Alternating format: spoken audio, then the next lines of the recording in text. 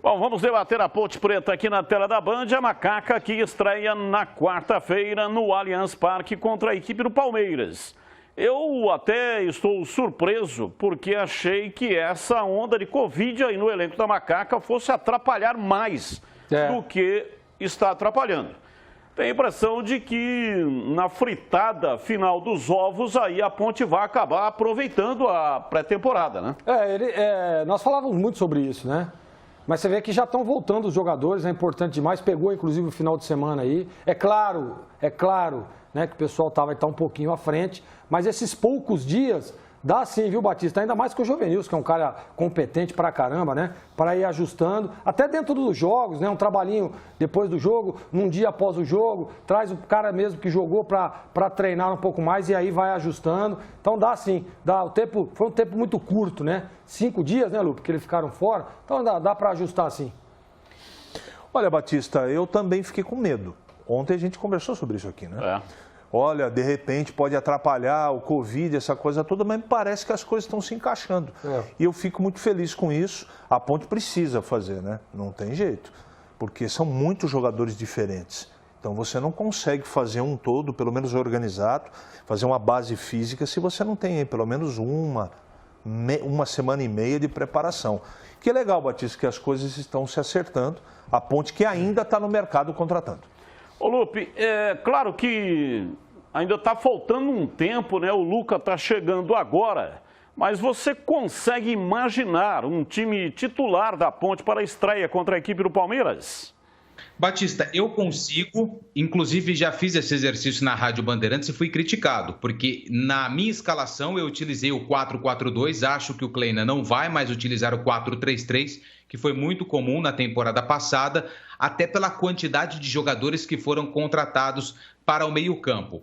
Provável time: Igor Vinhas no gol, na lateral direita o Norberto, se tiver condições, Dedé e provavelmente o Fábio Sanches, e também na lateral esquerda a presença do Guilherme Santos.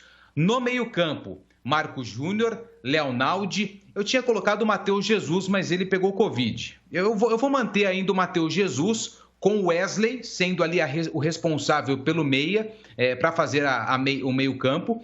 E no ataque, com a chegada do Luca, acredito que ele agora assume o papel de titular, Luca e Moisés. Esse pode ser aí o provável time da Ponte para a estreia. Lembrando que eu mudei o esquema tático, não tenho informação se o Gilson vai mudar ou não, mas pelas peças que foram contratadas e pelo estilo de jogo que o Eberlin gosta e o próprio Kleina, eu acho que vai ter aí 3 volantes no meio-campo da Ponte.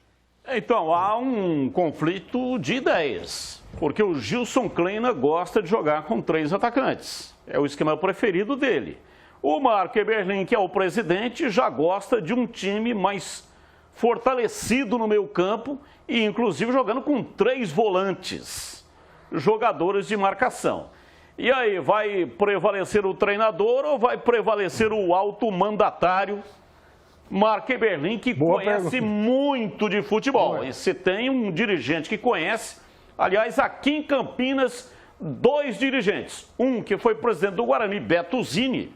Ninguém conseguia enganar o Beto Zini, porque ele conhece, né? Está vivo, graças a Deus aí, muito bem vivo. E o Marco Eberlin, treinador, sofria e sofre na mão dele porque ele tem muito conhecimento da matéria. Não vamos nos esquecer nessa sugestão de escalação do Fecim. Fecim é queridinho do técnico Gilson Kleina, toda hora ele aparece por aí, como um coringa. Não estou escalando o Fecim, não é o meu gosto, tá? Deixar isso bem claro. Aí é o seguinte, ele não tinha peças, né? Agora ele utilizou o Fecim. Não, vamos aguardar. Agora o time está mais robusto, diria o Tigrão. Eu acho que vai acabar valendo o que o treinador, desde que tenha resultado, que o treinador acha. Por mais que o Eberlin bote o dedo, ele não vai escalar o time. Tem sentido isso. Não, estou falando em escalar o time, estou falando esquema tático. Mas eu estou falando. Esquema tático. O técnico abriria mão da sua preferência no esquema tático. Em função daquilo que gosta o presidente? Não foi isso que eu falei. O senhor está querendo fazer... Eu estou falando que o presidente vai escalar o time. O Gilson Kleina não aceita isso. Não tem polêmica e, aliás, comigo nenhum hoje. Treinador aceita. Não tem polêmica falando é esquema comigo, tático. Não tem polêmica comigo, não. Ele tem o elenco, ele vai fazer o melhor com as peças que tem. Posso? Ponto. Hoje ele tem peças, Gleger, para poder jogar no 4-4-2 com 3 volantes também. Só que assim, olha, veja bem. Voltando lá atrás, lá, Gilson Kleina, treinador da Ponte, quando a Ponte começou a fazer bons jogos, começou a ganhar algumas partidas, jogando como com 3 volantes. Ele não tinha um homem de articulação. Jogava André Luiz, Leonaldo e Marco Júnior. Aí o Lupe traz aí, eu acredito, nesse meio campo também, tá? O início da recuperação da Ponte, assim. Exatamente. Marco Júnior. Exatamente. Marco Júnior. E tem mais. Leonaldo. Repórter, quando Mateus fala assim, Jesus. eu não tenho, assim, nenhuma informação, entendeu? Não tem nenhuma informação. O Lupe é um repórter traquejado e de muito conhecimento. Ele não arriscaria a pele dele mudando o esquema tático se não tivesse alguma coisa lá dos bastidores, entendeu? Só que eu ainda acho, mesmo sabendo de toda essa capacidade e competência do Lupe, eu ainda acho que ele vem com esse meio de campo, só que ao invés do Wesley, ele vem com o Pedro Júnior, né? O Pedro Júnior é um atacante de referência por dentro, né? E aí usando o mesmo esquema e automaticamente... mas ele está jogando no 4-4-2. E se ele trouxer o Moisés e o Luca aqui, ó, faz 2 linhas de 4, fica um 4-4-2. Eu acho que é aí que ele pode convencer o Marco Eberlin. Tem uma outra coisa que é muito determinante. Como é que vai estar o Pedro, que veio do Vila Nova, que é o centroavantão. O único que a Ponte tem.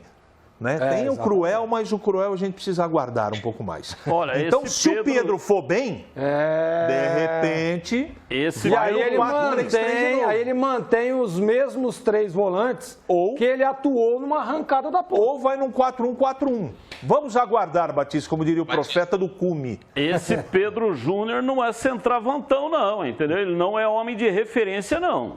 Eu tô com o Gleger. Ele pode colocar esse Pedro Júnior vindo de trás, é um esquema híbrido.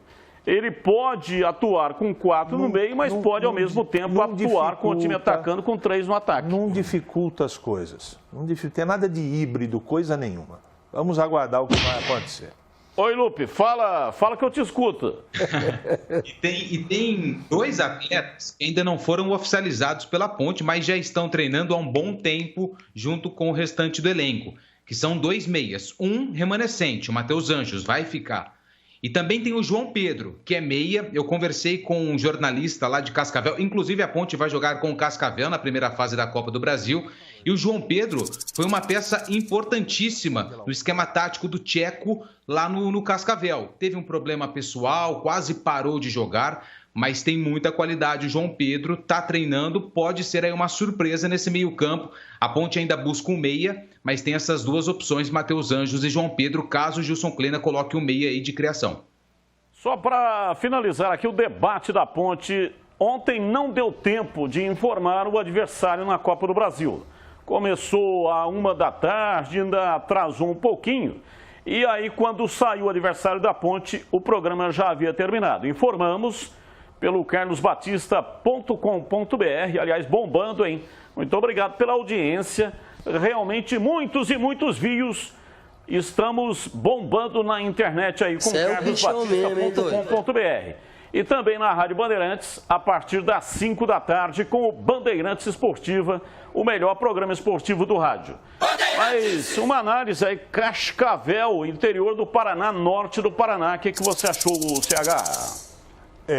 É um adversário, se bobear, o Cascavel pica a Ponte.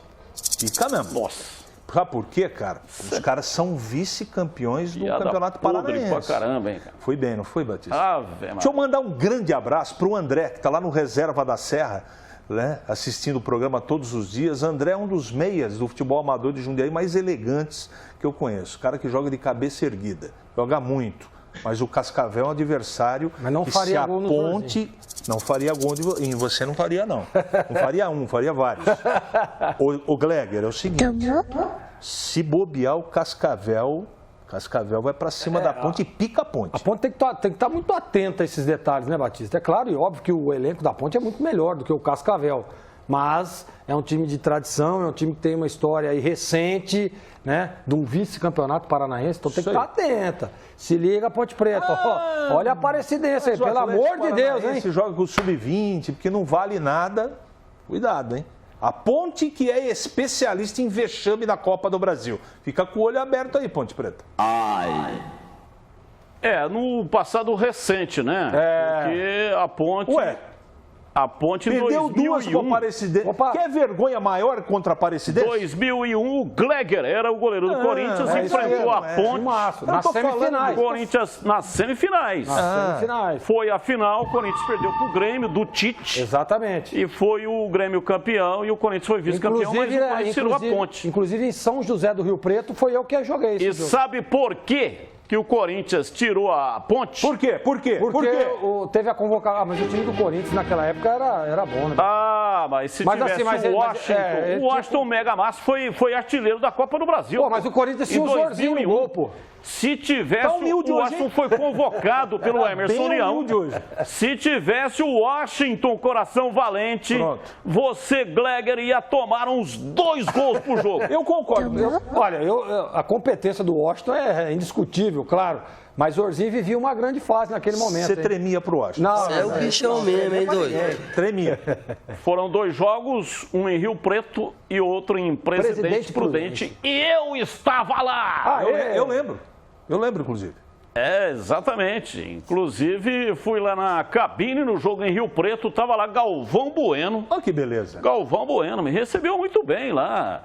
Tinha encontrado uma outra vez o Galvão Bueno num prêmio da ACESP, em São Paulo, lá no Palácio de Mármore do Corinthians. E ele lembrou da época. Após o jogo foram tomar um vinho, alguma coisa do tipo? Não, ele gosta, vamos. Seria uma boa e tal, mas tem uma história aí que vai tomar vinho e tal, mas quem paga, entendeu, é o convidado. Mas você tinha compromisso também, né, Batista? E os vinhos que ele toma, realmente, aí vai o meu salário do ano inteiro para pagar um litro, uma garrafa. Então aí não ia dar certo.